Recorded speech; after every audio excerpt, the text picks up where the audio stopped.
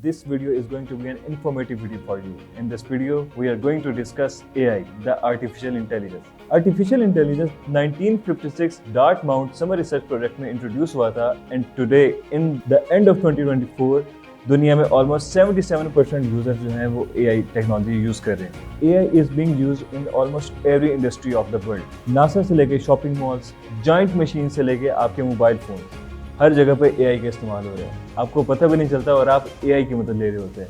अक्सर स्टूडेंट्स तो चीटिंग करते हुए भी AI की हेल्प लेते हैं. खैर, इस बात से हट के अगर हम बात करें नासा की, तो सिर्फ इस प्लेनेट के बजाय बाकी प्लैनेट्स पर भी AI की हेल्प ली जा रही है.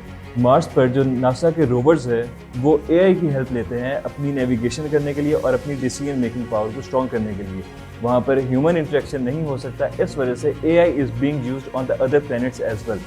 Almost 87% of C-level executives believe कि AI की मदद से हम अपनी कंपनी ग्रोथ को और ज़्यादा बढ़ा सकते हैं. अगर आपको नहीं पता C-level executives क्या होते हैं, तो एक कंपनी में रोल मॉडल्स जो कि डिसीजन मेकिंग पावर होते हैं उनको C-level executives कहा जाता है. कहा जाता है कि 2025 तक दुनिया में AI पेट्स इंट्रोड्यूस किए जाएंगे.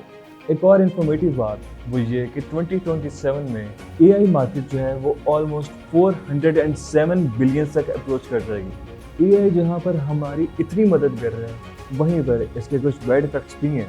फिल्म इंडस्ट्री में काफ़ी ज़्यादा मूवीज़ बनी हैं जिनके अंदर आपको AI के नेगेटिव रोल भी दिखाया जाता है, जहाँ पर रोबोट्स जो हैं वो ह्यूमन प्लेस ले रहे हैं, इंसानों की जगह ले रहे हैं. अब आपको डिसाइड करना है कि आपको AI की गुड साइड चेक करनी है या उसकी बैड साइड सेलेक्ट करनी है.